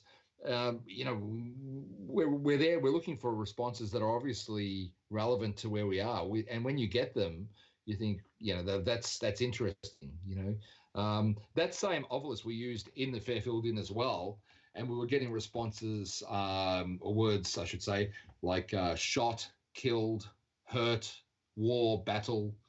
You know, everything to do with fighting, with the war. You know what I mean? So Gettysburg and these responses in a place where there was people dying and shot and killed and, you know, hurt, was brilliant. I think that was, you know, it was all relevant to where we were. Yeah. Some of those devices really make me wonder. I've heard from some parapsychologists that they feel a lot of these devices can actually like hear you talking. Okay. Pick up on words that you're saying and then say them, but I don't know about that. If you ever opened up one of the devices, they're not really built like with that sort of stuff in them. They're you know, it's they're quite a simple device, really, you know, when you look at it inside. So I you know, parapsychologists or anyone, you know, they're always going to have an answer to something that we do. Again, it comes down to us believing, we're doing the right things. Yeah. And if you turn one on and just leave it running and you're getting responses without even people talking, or relevant responses, then that's really interesting. For me, that's really interesting. That's I would be more apt to believe that when it comes to like maybe a app that you download for free or something, Exactly. But the Ovilus, No. See, I believe like mobile phones and that, they can sort of read the atmosphere, the people, like what you're talking about. I believe a lot of the times computers and things like that might be able to do that, because sometimes like, for example, Facebook, if you're on Facebook on your phone and you're talking about cat food, you'll start seeing ads for food and things pop up. But and that's why I don't use those sort of apps on tablet phones and things. And the only apps I use are ones that actually produce sound rather than responses. Because that's a different again, you know what I mean? But and you can actually take off airplane mode, and you can do to put on airplane mode and do all sort of things like that. But really, I don't use apps on any device during investigation. So speaking of devices and gadgets and stuff, other than the Ovilus, obviously, I love saying that. The Ovilus, obviously. What else do you use? Like, do you use the Geobox? Yeah, I've got a Geobox. We have we call another one, we call a GD box, which is like a portal. It was built by one of my guys here. I like a lot of audio. I really love the audio side of things. And so we have a lot of different devices that we can use. Different, you have things that read energy, so you set them up and, the spirit moves along and they'll light up as they go along, those sort of things, tracking devices and things like that, trigger objects with EMF meters built into them, like a Raggedy Ann doll, that sort of stuff. The Boo Bear. Yeah, Boo Bear, that sort of stuff. All different types. I've even got, sitting in front of me at the moment, I've got the old Radio Shack Hack ghost box, which is a really old ghost box, cameras, etc. So we have a really big range of equipment. But personally now, I've got to the point where I'm happy if I got a recorder and a camera, maybe. You know what I mean? It's the problem. The problem is these days we have so much electronic devices, and machines that go bing and flash and all sorts of things. People will sit there, and I've seen it on my tours. We'll put some, for example, some, we don't usually use them during investigation. We use them during our investigation with the public. So, K2 meters, for example, you put them on the ground, or you put a REM pod on the ground, and people are focusing on this equipment. Now there could be things moving around. Yeah. As well, there could be spirit. You might see a spirit. I always tell people, it's time to have your equipment that records, and maybe set up a lock-off camera. But your eyes, your ears, your senses need to be looking at the environment and looking around to see what's going on around you. I'm so glad that you said that, because that was something that I've recently just realized within the last year or so, after talking to so many different people in the paranormal community, is that to use your body as a tool and not get so distracted by equipment.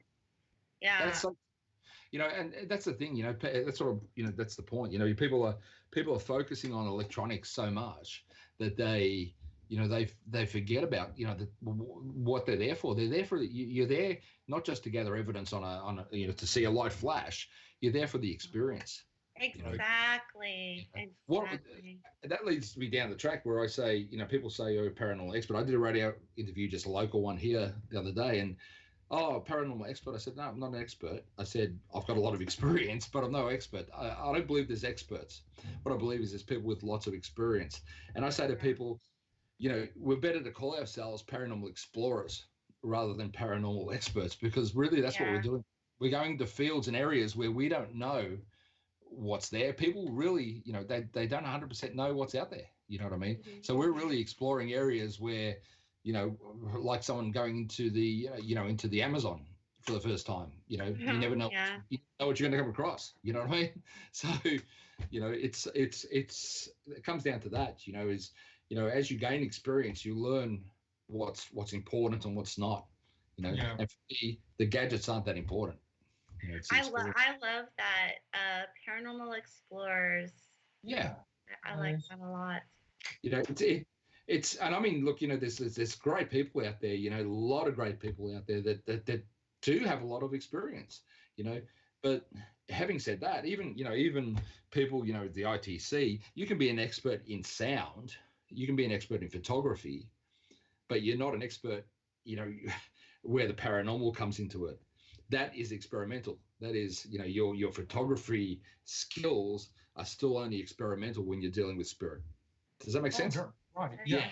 Yeah. So I'm not saying people aren't experts in their own field, like, you know, sound engineering, you know, photography. What I'm saying is, where the paranormal is concerned, there's no experts, really, from my point of view, anyway. So. Well, I mean, it's never been proven. No, well, that's right. And that's what I don't know if I'm out to prove the existence. I just want some of my questions answered.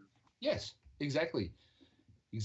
And the experiences you're having hopefully are leading you towards the answers you look for. You know, and that's what we're all trying to do. Yeah. Yeah. And you know what? As soon as you get what you think might be a satisfactory answer for some of your questions, you know, other questions will pop up. You know what I mean? That's what I was going to say. It's going. After one investigation, it just opens up further, more. It just we had a location there in Reno.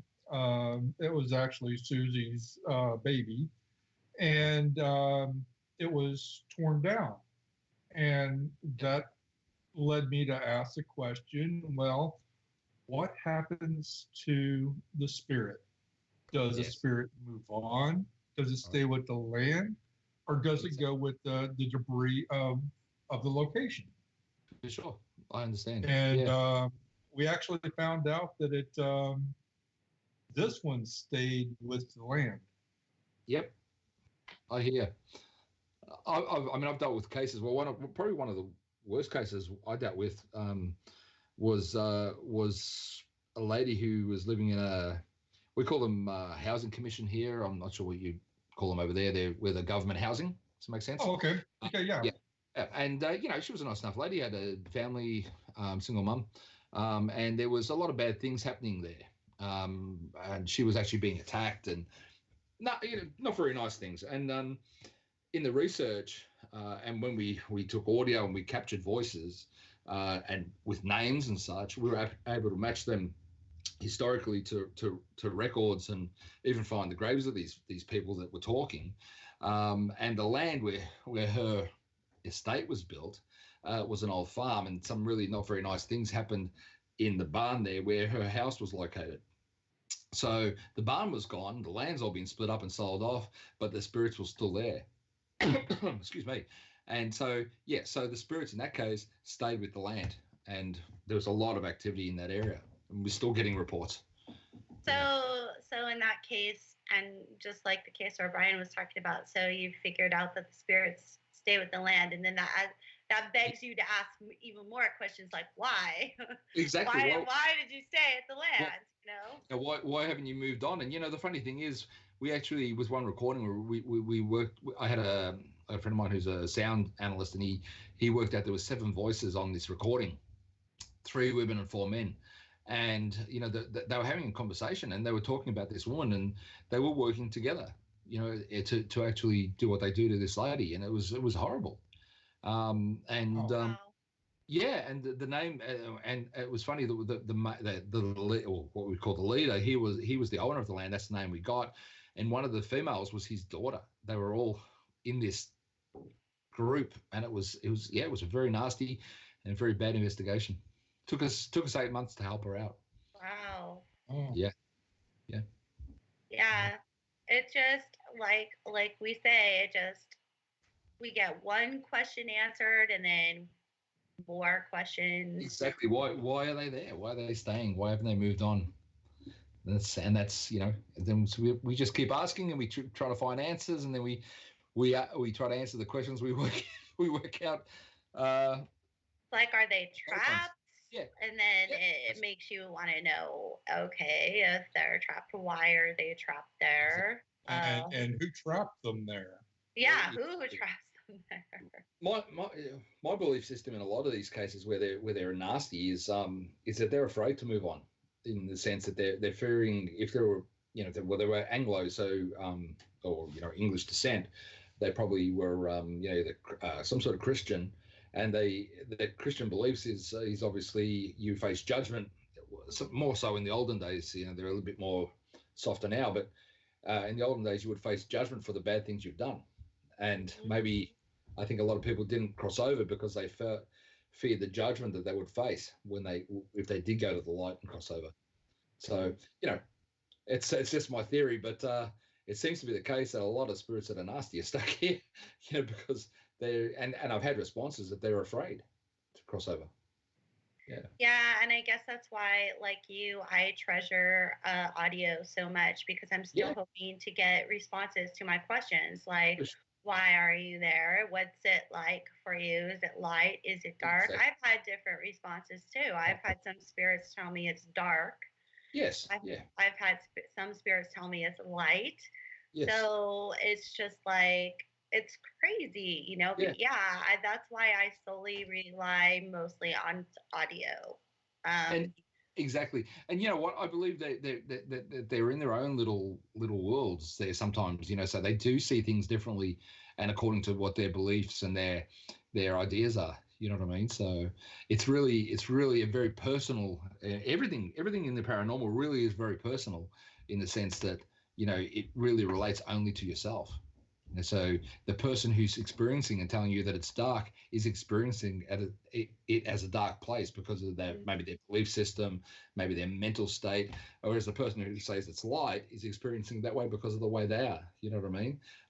And whatever external interventions possibly, but it's very, very personal. And even our protection, what we were speaking about earlier, groundings, etc., is really personal. And that's what I try to teach people, that everyone is an individual, and every case, every belief system is individual, and it has to be treated as such. And basically do what you believe in. Exactly. Have faith and believe in what you do. That's the big thing.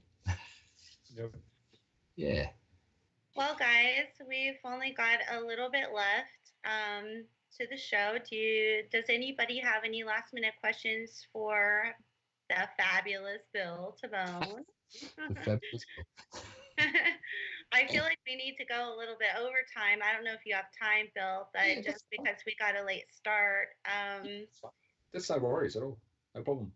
But I'm just kind of wondering if anybody has any more questions for Bill. I have another question for you really quick. I know that you've been to Alcatraz. Yes. And that is a place, even though I only live literally 3 hours from Alcatraz, I've never been able to go. So I'm kind of wondering if you could talk a little bit about. For sure. Alcatraz, actually, I went there during the day. And I try to, get, I call them paranormal travel hacks. So I try to work out locations when they're the quietest, or when they're, that they're have the least people there. And I found out, excuse me, that Alcatraz, the last boat that leaves, it's usually pretty much empty. Most people have taken off well earlier than that. So I stayed in Alcatraz right to the very end, basically, and I think there might have been one or two other people walking around. So I was able to spend in the solitary area. Basically, I was by myself. I spent quite a bit of time by myself in one of the cells, done a bit of recording, and a few other areas where I was able to go where there was no one, at that point. So so I shut myself in, done some EVP work. I didn't get a lot there. What I did get, but when I was walking back to the boat, because it was summer, it was quite light still. It was close to 7 o'clock, I think it was. Excuse me. And I was just snapping photos, and I got 3 photos in a row that looked like there's bars in front of, and I was outside, mind you, and I was walking down towards the boat. I got 3 photos that look like there's lines in them, and I thought, oh, what's going on here? Something's playing up on the camera. But when I put them on the computer and had a look at them, these lines looked like the old bars of the prison, because the newer bars were round. These ones were hexagon. You could actually see corners on them. And then I matched them up with some other photos I had, and it looks, and it looks like they're about the same distance apart. So 3 photos in a row, I believe something was showing me these bars for some reason. I don't know why, but that's to me, that was a really interesting experience. So yeah, but Alcatraz is great. Just the history of it, and you can feel a lot of energy around there. That's what I was just going to ask you. I was going to ask if, even though maybe you didn't capture a whole lot on audio, but like, how did the place make you feel, like when we were talking about using your body as a tool? Exactly. I could feel the anxiety of a lot of there, almost a trapped feeling. It's what I do is I tend to, especially if I'm on my own, I'll find somewhere quiet and I'll just sit and just sort of open myself a little bit and just feel, what comes to me, and yeah, there was a loss. I suppose I was sitting down in the solitary cells anyway, so you're gonna feel a bit isolated in that. But that's what I was feeling. It was a trapped, anxious, lost sort of feeling. Yeah. So it's an interesting place. But having said that, like, what I said with finding out when places are quiet. When I was first come to America, my first place I stopped was in Philadelphia. I was meeting up with Brad there, but I had a morning to myself, so I worked out a really, what can I do? So there's a place called Fort Mifflin, and I worked out that I found out, I had to chat to a couple of people, that it's usually quiet in the morning. So I went there as soon as it opened, and I had basically roughly got 3 hours there on my own, 2.5 to 3 hours on my own in this fort. So going down into the gun ammunition emplacements, the underground bunkers, and I had a lot of experiences there. I heard my name being called. I heard a horse ride past me during that, and there was no horses, obviously.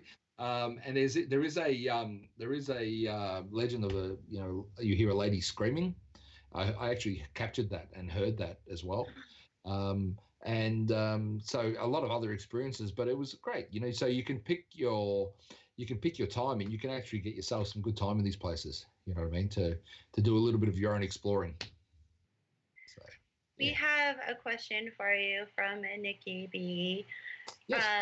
How do you reduce the chances of attachments after an investigation? We've always used Sage, but anything else you guys could recommend? For sure. Well, our sort of standard go-to is to protect ourselves before we're going in. We ground ourselves using what we call a tree grounding or an earth grounding. When we come out, if it's been a particularly energetic investigation, if there's a lot been going on, we will do that. Plus, we will sage ourselves as well. Some of the other things you can do is we might carry, and I don't usually carry them on the investigation itself, but we could carry like a black obsidian or a black tourmaline, something that repels or absorbs the negative energy. You can also use a little bit of, you could use like a little bit of holy water, or you could use what we call moon water. Now, moon water is basically, you get a container of water that's clear, and when there's a full moon, you leave it outside, and it's actually energized by the moon. Wow! And it works in the same way as holy water, in the sense that it's a charged water, and it repels negatives. So you could use a little bit of that, put a bit of it on yourself, and that. There's a whole range of things you can do. So what Nikki's doing there by saging is great. And as I said, add in a grounding or a gold lighting along those lines. Carry maybe a couple of crystals with you, something that gives you energy, power, and you feel will repel repel some sort of negative energy. That is amazing. I've never heard of moon water. I'm gonna have to try that. And then what you do is I get that, and I actually get some sage, and I put some sage in there as well, and some Himalayan rock salts. Have you heard of Himalayan salts? Yeah. So that's like pink, the pinkish color. Exactly. Put some of that in there because that's really good. That's a good repellent. It's the purest salt in the world. You can even take a little piece of that and pop it on your tongue and just let that absorb into you. That will cleanse you as well. And you build your own little superpower water. So wow. Okay. The other thing you could do. And you get thirsty on the investigation, just take a sip. Exactly. If it's moon water's water still, it just gives you, it will cleanse you and protect you inside. And I know that was probably a joke, but it's true. You can drink it. But the other thing you can use is a little bit of lavender oil too. You can put some lavender oil on yourself, which is I've heard of that. Yeah, which is a negative to negative energies, pushes them away. So there's a whole range of things you can do. Well, I want to add on, if it's okay, to Nikki about the range of things. What my team does is we use a saging kit. So we make sure that our saging kit, so we're not just using sage. We have a complete kit, which involves, all of the different elements. And then we do a universal prayer before we leave the location. So when I say all the elements, so we've got my saging kit is based on everything that I have found or what's been given to me. I have a shell that has been given to me. I have a golden eagle feather that was dropped in my front yard. Then I use the sage that was given to me, and then I've also got the lighter that was given to me. So I've got all the elements there for my saging kit to do the universal prayer, and that's very sacred to me. Like I take that everywhere with me. Yes. To do that before and after an investigation, and that's also how I also do cleansings and then I have a universal prayer that I do, which I could send to you, Nikki, if you want to know what it is. But and then I've also found that, like what you were saying, Bill, about using black tourmaline, I've also found that if you really want to protect yourself when you're done with the investigation, is to have a quartz next to the black tourmaline, because that will amplify the black tourmaline's power. So those are just kind of some of our methods that we use. But definitely the moon water is fascinating to me, and I cannot wait to try that out. I usually get the bottled water, and I put that, because they're clear bottles. I'll take the wrapper off and I put them out, and I'll have half a dozen bottles here. Give them to people or use them myself, which is great. But it's easy. And it works. Even if you're having a bad day, put a bit on yourself, and it changes that energy on you. I think Nikki said something about using unprocessed coal and salt. Yeah, I use the salt. I don't use coal, but we use salts. We use the Himalayan salt, which is the purest salt in the world, and we'll use that to seal windows and doors, and we'll put it in things. So you can use it on your food. So it's a good it's a good way to give yourself a nice thing. Yeah. So there's a lot you can do. There's so much you can do. Wow, I've learned a lot from you today, Bill. Brian, do you have any last questions for Bill? No, I think I'm good. That's good. And if anyone's got any questions, they can always send them to yourself to get over to me, or jump on with us. And if y'all want to go out and look at Bill's page, you can find him on Facebook. You can find him at Australian Paranormal Society. Or just look him up by his name, William Tabone. That's it. And there is another good site, is Amanda's site, which is the Haunted and Beautiful. Beautiful. Actually, I got the picture up right now by Amanda. That's APS. That's a great site too. I mean, she's worked really hard with that, and there's some really good stuff on there. People would be interested in. So jump on. Ask us a question. We're really, as you probably might have figured out, we're pretty open. We're really We're really, like to help people and like to chat to people. So, hit us up and we'll hopefully be able to speak to you all again. And if you're ever in Australia, anyone, you guys on the show or anyone, any of your listeners, let us know and we'll take you to some great places. Well, If you ever make it to Texas and everything in Corpus Christi, we got the USS Lexington down here. You know what? Bill likes to go to Texas. I love Texas. And there's the Yorktown Memorial Hospital too.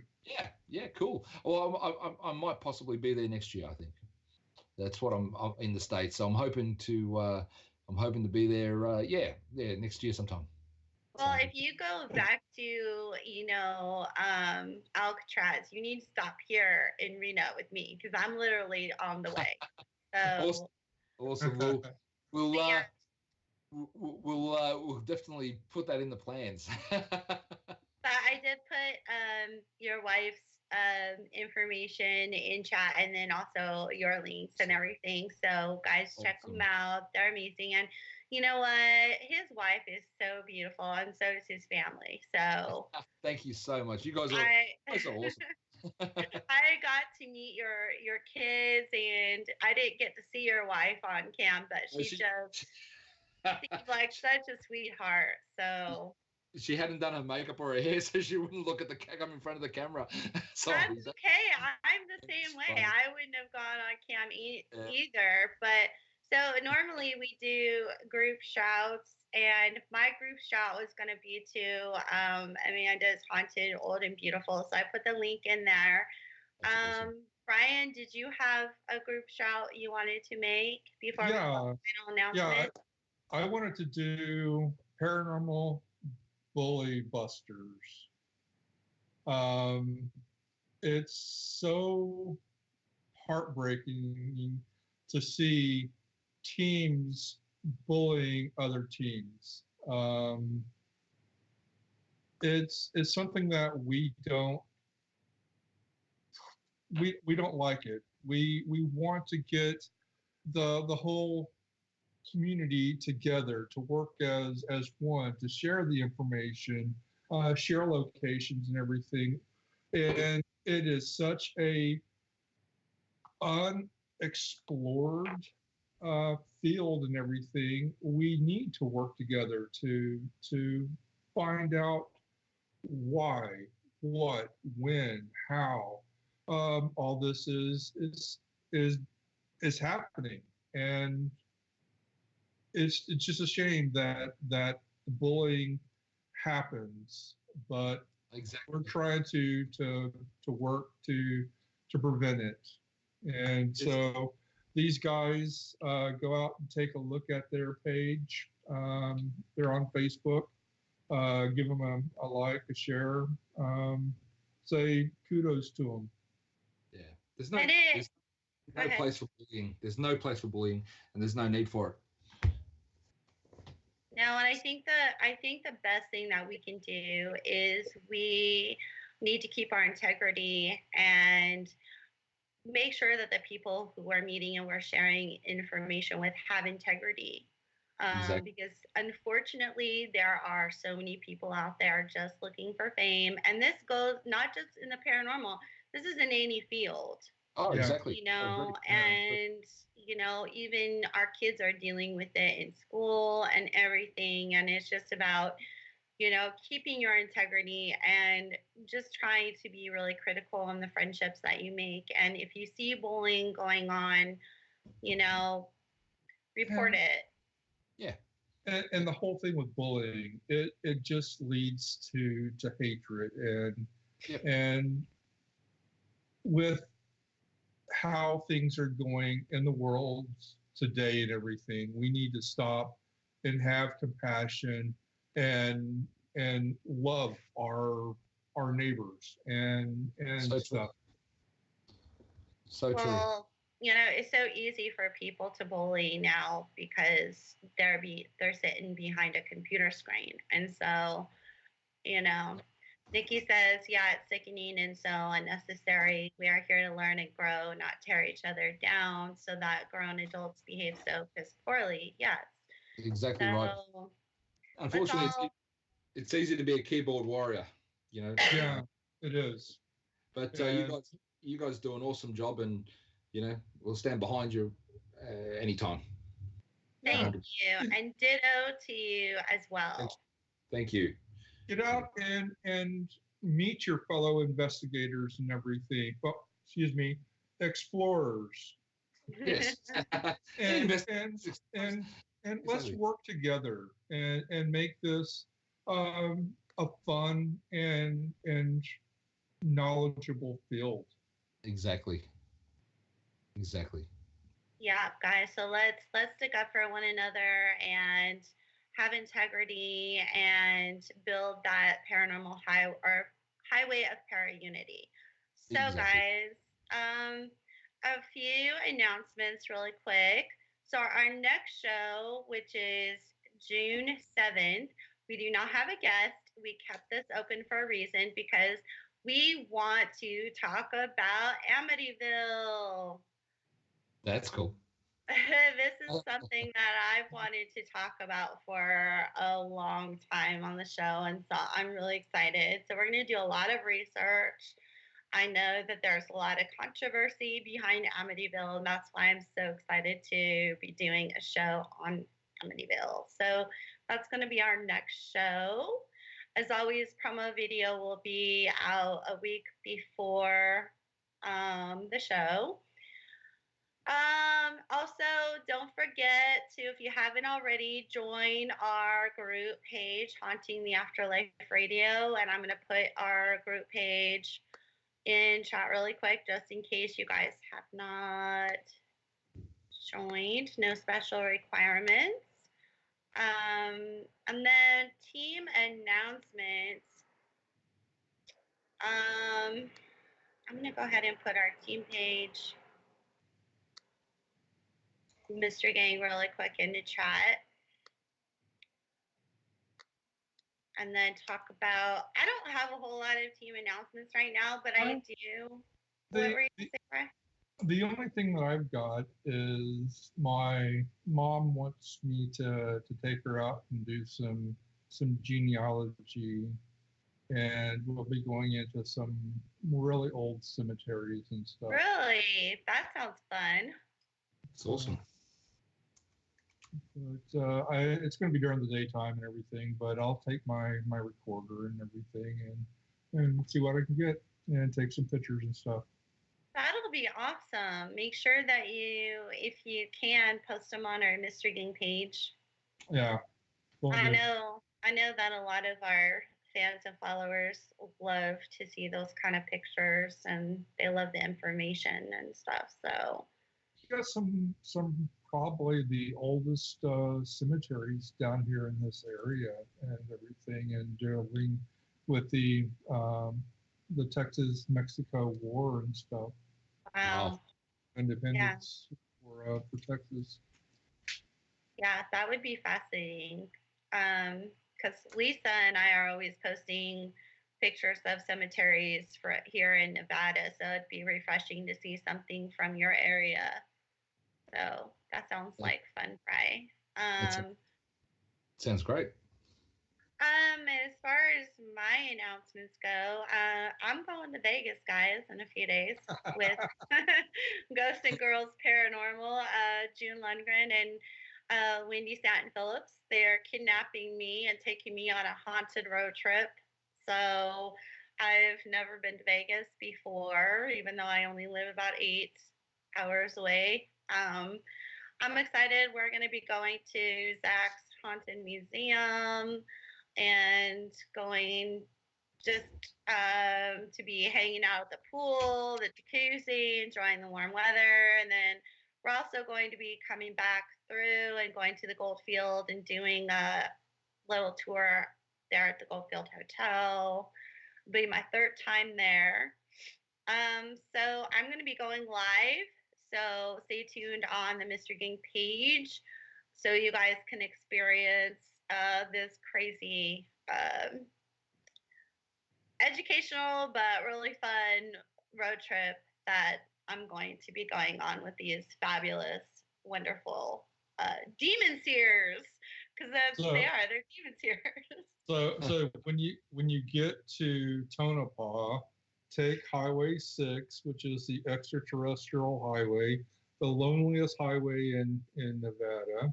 And I've been down it a couple times, and you could look out in front of you and see 40 miles, and look in rearview mirror and see 40 miles, and not see another car for about 7 hours. You know what I call that, Brian?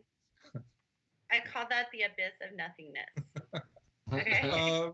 But you can stop in Rachel, Nevada, the Little Alien, and have a burger and be 21 miles from the air traffic control tower there at Groom Lake and look for UFOs. All right, well, we'll see. I'll talk to the girls about it and see what we're going to do, but I'll definitely be going live and entertaining you all from the Mystery Gang page. So, yes, it'll be fun. Killabilla. That's me. I was like, who is that? Thank you for your beautiful hospitality. Well, thank you. That was my son set that up, so. And I believe you got something going on June 7th again at the asylum. For sure. Airedale. Airedale, that's correct. Yeah, And, that's our monthly investigation there, so very cool. And you said that you run tours out of there once a month, first Friday. Once a month. We have a couple of locations. That's the big one. So we do that once a month, and yeah, it's a great location. As I said, get over here and come with us. Putting that link again in chat, so that link worries. is there. Thanks So, very much.